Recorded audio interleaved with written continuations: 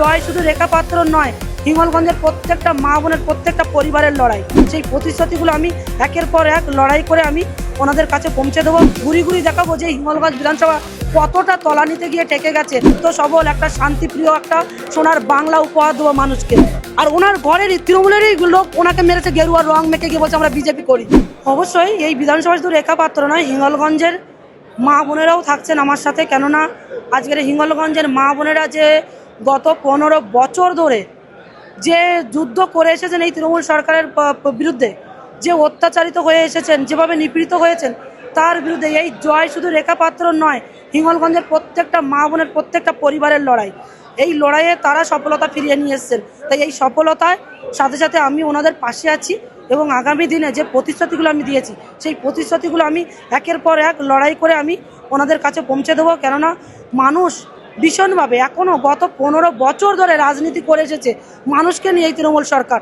এখনও মাটির ঘরে বসবাস করে হিঙ্গলগঞ্জের মানুষেরা, সেইগুলো পরিবর্তন করতে চাই।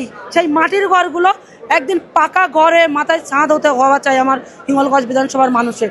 আর তার সাথে সাথে শুদ্ধ পানীয় জল, স্কুল, স্বাস্থ্য এবং ব্রিজ, রেল লাইন, রাস্তা কিছুই নেই হিঙ্গলগঞ্জে। সব কিছু শেষ হয়ে গেছে। আপনারা আসুন, আপনাদেরকে আমি নিজে ঘুরি ঘুরি দেখাবো যে হিঙ্গলগঞ্জ বিধানসভা কতটা তলানিতে গিয়ে ঠেকে গেছে এই তৃণমূল সরকারের কল্যাণে। তাই আমরা উন্নয়ন নয়, আমরা পরিবর্তন করতে এসেছি। আমরা জয় করেছি, আমরা পরিবর্তন করব। আমরা পরিবর্তন করব, সুস্থ সবল একটা শান্তিপ্রিয় একটা সোনার বাংলা উপহার দেবো মানুষকে। এই প্রতিশ্রুতি নিয়ে আমরা রাস্তায় নেমেছিলাম। আমার সেই প্রতিশ্রুতি কোথাও গিয়ে সম্পূর্ণ হয়ে গেছে। কাল দিনটা আমাদের শপথ গ্রহণটা হয়ে গেলে পুরো পরিপূর্ণ হবে এবং তারপরে একের পর এক দিদি এর আগে বারে বারে আমরা বাইট নিচ্ছি বা ইন্টারভিউ নিচ্ছি, সেখানে বলেছেন বাংলার মেয়েরা মুখ্যমন্ত্রীকে তার মসনদ থেকে সরাবে, সেটাই কি প্রমাণ?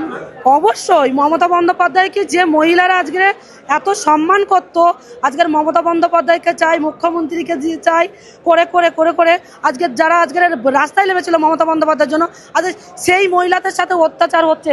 দেখুন আমি আপনাকে দেখাচ্ছি ফোনটা ভাইদের, দেখুন কি অবস্থা, ওনাদেরই ঘরের মেয়ে, দেখুন কি অবস্থা করেছে। দেখুন একজন তৃণমূলের ঘরের মহিলা, তাকে কি অবস্থাটা করেছেন দেখুন।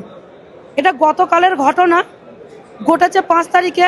সাহস পাইনি যে একজন বিজেপি প্রার্থীর কাছে যাব, আমি তো টিএমসি করি।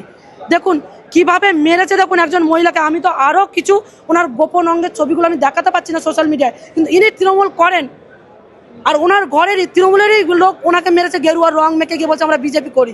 এর বিরুদ্ধে আমাদের লড়াই। এই মানুষগুলোকে খুঁজে খুঁজে বার করতে হবে আমাদের, যারা নারীদের ওপর অত্যাচার করে, শিশুদের ওপর অত্যাচার করে।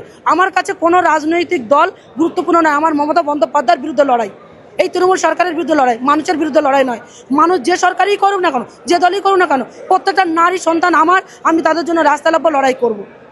কিন্তু এই ঘটনাগুলো আমি দ্বিতীয়বার ঘটতে দেবো না হিঙ্গলগঞ্জ বিধানসভায়। বাংলা হান্টের আরও খবর দেখতে নজর রাখুন। বাংলা খবর মানেই বাংলা হান্ট।